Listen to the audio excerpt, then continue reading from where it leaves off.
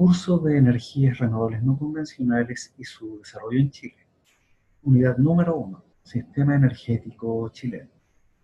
En esta unidad se describirá cómo opera el comercio de la energía en Chile, focalizándose principalmente en el desarrollo a nivel regulatorio.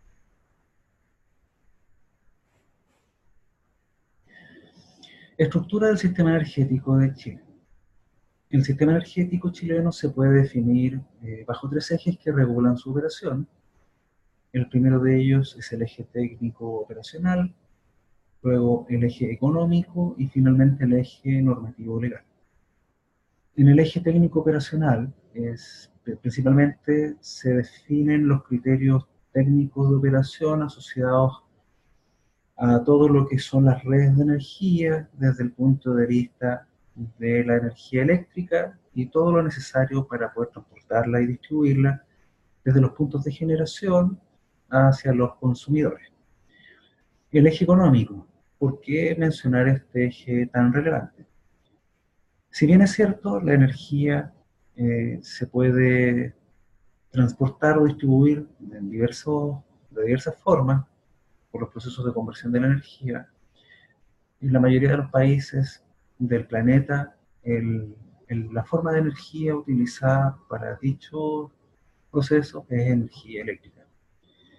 Y hay un sistema de comercialización basado en los consumos de energía y en las potencias asociadas a la capacidad instalada. Y esto tiene que contener una regulación de índole económico, ya que, como cualquier mercado, en este caso mercado energético, deben existir ciertos parámetros que nos permiten tarificar el valor de la energía en virtud de diferentes variables, como veremos más adelante.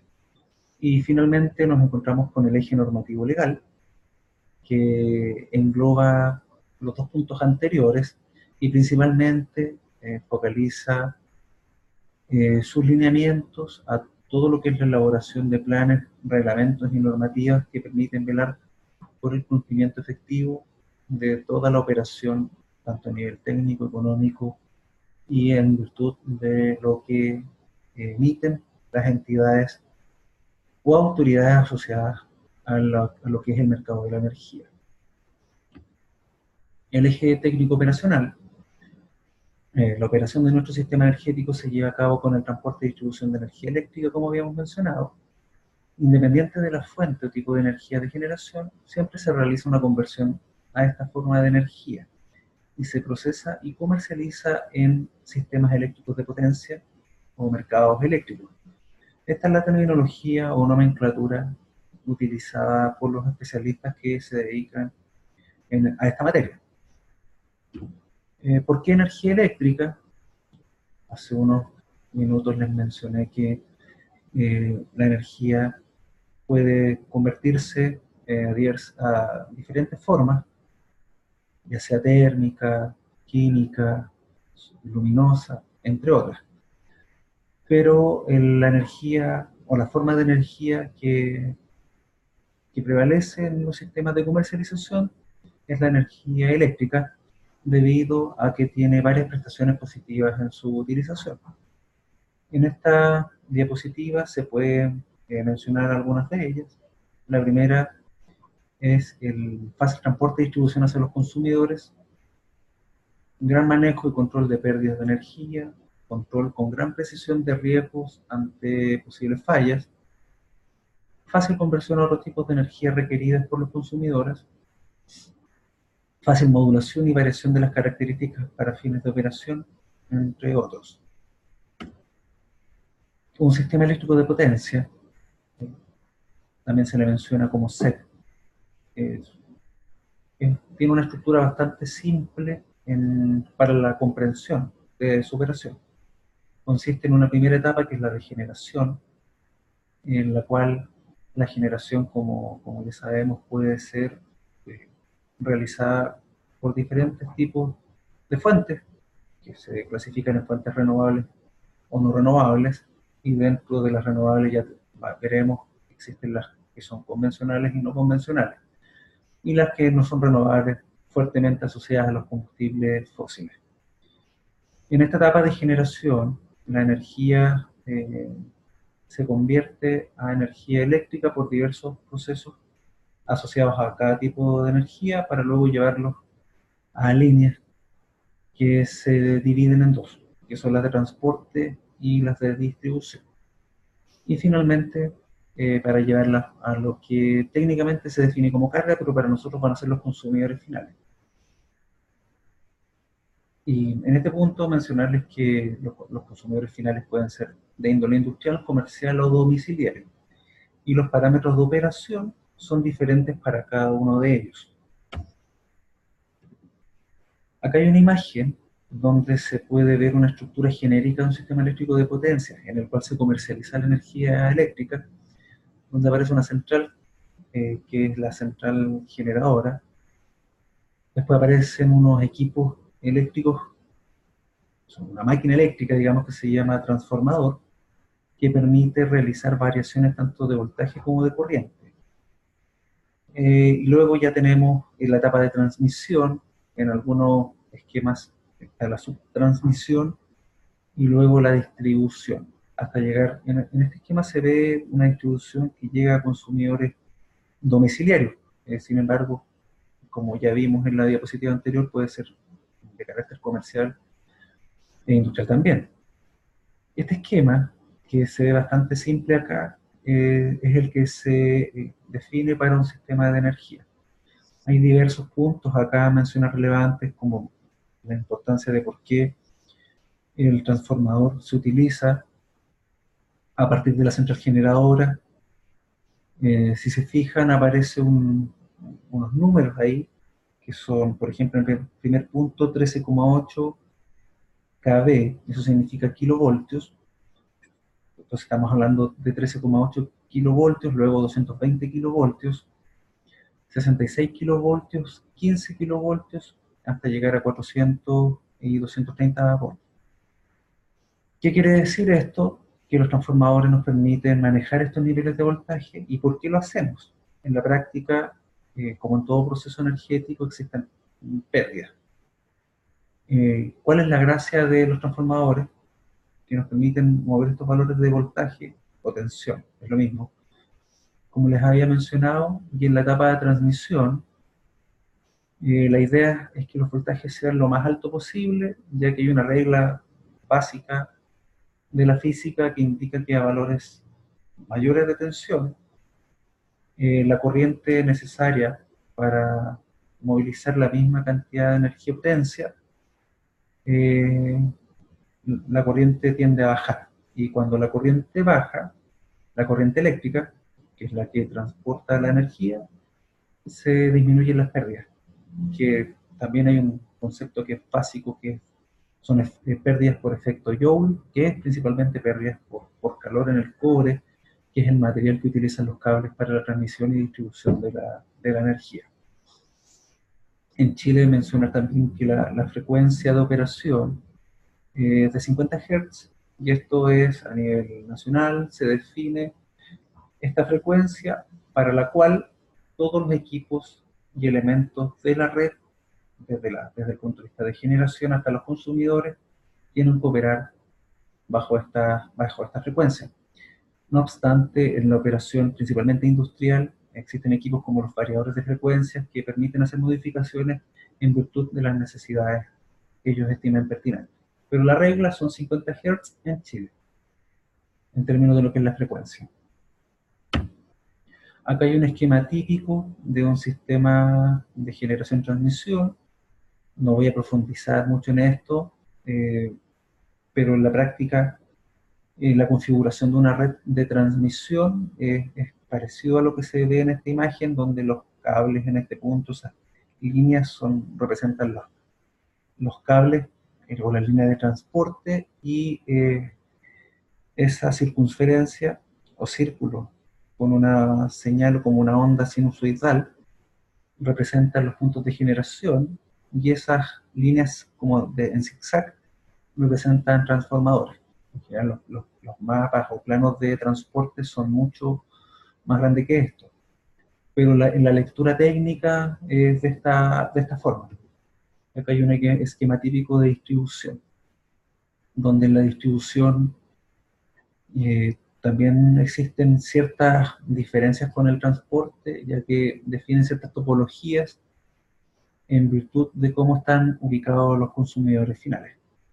Acá me voy a detener un poco, ya que estos temas, eh, principalmente para las personas que están adentrándose en la línea de sistemas de energía, siempre queda la duda en cuál es la diferencia entre la etapa de transporte y la de distribución.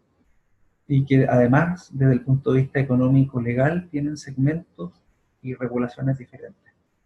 Eso se verá un poco más adelante, pero en palabras generales ya vimos que hay una etapa de generación, hay una etapa de transporte, una de distribución y una de consumo. Ya vimos que los consumidores pueden ser industriales, comerciales o domiciliarios.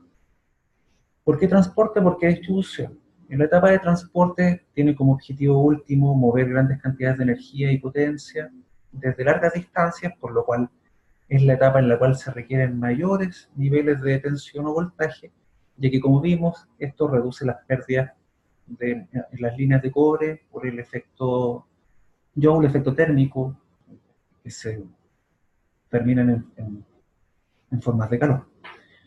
En cambio, en la etapa de distribución, que es ya la más próxima a los consumidores, se definen ciertas redes para distribuir la energía de forma óptima. Es decir, acá se piensa cuáles son los consumidores a los cuales vamos a abastecer y cuál es la mejor red o ruta que nos permite entregarles la energía y los niveles de potencia que requieren. Y esto tiene otro tipo de estudios. Acá bajan los niveles de voltaje, porque la idea es que los consumidores finales puedan utilizar la energía con los parámetros más amigables posibles. Mientras más alto el voltaje, los riesgos también son mayores. Y esto, cuando me refiero a riesgos, me refiero a riesgos directos e indirectos asociados a la operación, ya que, por ejemplo, a niveles altos de voltaje, en ciertos comportamientos, inclusive el aire puede convertirse en conductor eléctrico y generar una falla. El eje económico.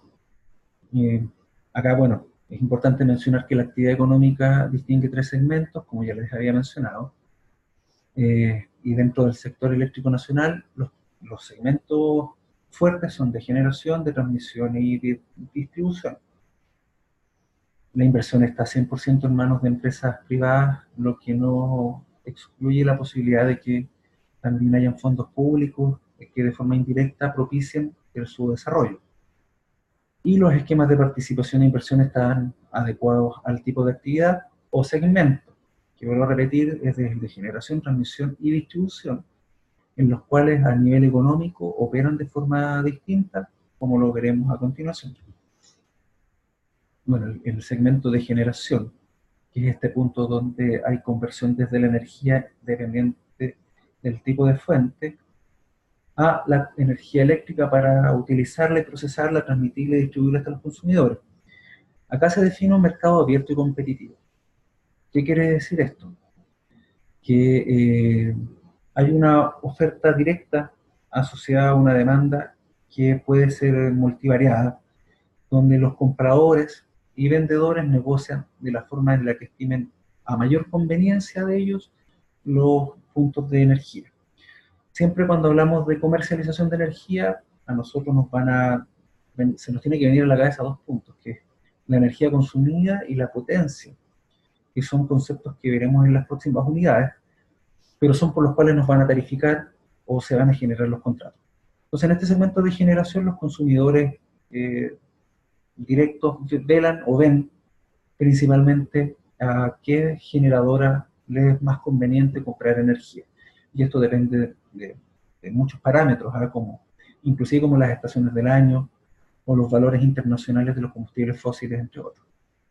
Por ende, es un mercado abierto y, como menciona acá, competitivo. En el segmento de transmisión, no obstante, se define por la naturaleza de sus redes un monopolio natural. Monopolio quiere decir que hay una obligación de mercado a un solo proveedor del servicio, en este caso de la energía, que no puede variar. ¿Por qué ocurre esto? En el caso de lo que son los monopolios naturales, eh, siempre existe una estructura física que da soporte a lo que son las redes. Cuando ustedes van por las carreteras de nuestro país, pueden darse cuenta que hay redes fijas, las cuales sí o sí definen el medio de transporte de todo lo que es la energía. No podemos elegir otra ruta por la cual hacer el transporte. Estamos obligados a utilizar el medio que ya está definido. Por ende, por algo se define como un monopolio. Y estas se adjudican a empresas por medio de licitaciones. Estos monopolios, ustedes saben que desde el punto de vista económico los monopolios son algo complejos de evaluar, pero están regulados por, por el servicio público y por las entidades públicas básicas como, como el Ministerio de Energía o la Comisión Nacional de Energía. A nivel de distribución ocurre exactamente lo mismo. Y también se adjudica, acá existe el concepto de concesión. Para que lo puedan entender, por ejemplo, hay sectores en los cuales cuando ustedes se cambian de domicilio, prácticamente están se puede decir, en la obligación de suscribirse a la venta de energía de la distribuidora a la cual se acoge su comuna o sector u ubicación, por lo cual no pueden, tampoco ahí no tienen poder para elegir otra central o equipo o empresas de distribución, por lo cual también caemos en un monopolio natural que también está regulado por organismos públicos. A nivel normativo legal, el sistema de energía chileno, al ser un mercado de energía, debe circunscribirse en marcos legales y de regulación que recuerden su correcta operación. Existen diversas entidades que elaboran y velan por el cumplimiento de ello. Las más importantes son el Ministerio de Energía y la Comisión Nacional de Energía. Entonces acá existen las entidades públicas que son las que rayan la cancha en la operación del comercio de la energía eléctrica, en la cual operan principalmente privados, pero en los casos más críticos, que son los de monopolio, la regulación tiende a ser un poco más rigurosa para que exista un equilibrio entre las necesidades de las empresas suministradoras de energía y los consumidores finales. Es importante mencionar que acá, además de estas dos entidades, existen otras más, digamos, que participan en toda esta estructura de marco de mercado energético, sistema eléctrico nacional. Las dos primeras que ya mencionamos, el Ministerio de Energía y la Comisión Nacional de Energía. Pero también aparece la Superintendencia de Electricidad y Combustibles, la SEC, que participa como entidad fiscalizadora, principalmente asociada a los proyectos. Obviamente también tiene una participación relevante la Comisión Nacional de Energía, perdón, de Medio Ambiente, CONAMA, porque hay incidentes, querámoslo o no, de impacto ambiental en los procesos principalmente de generación. La Superintendencia de Seguros y Valores, ¿por qué se preguntarán? Cobra relevancia acá, porque se encarga de velar por el funcionamiento óptimo de todos los mercados existentes, y acá estamos hablando de un mercado de energía. Las municipalidades también tienen implicancia directa, ya que entregan los permisos para poder llevar la energía hasta los consumidores finales a través de los famosos cables de distribución. El panel de expertos, que también es una entidad de mucha relevancia, principalmente en estas situaciones en las cuales no hay consenso técnico entre los participantes de estos mercados. Ahí ellos tienen que exponer, bueno, su opinión técnica y velar por que la solución a estas situaciones complejas tenga un óptimo resultado. Y también están los organismos de defensa de libre competencia, para velar, como yo les mencionaba, en todo este mercado de la energía y que opere de una forma que favorezca a todos los participantes.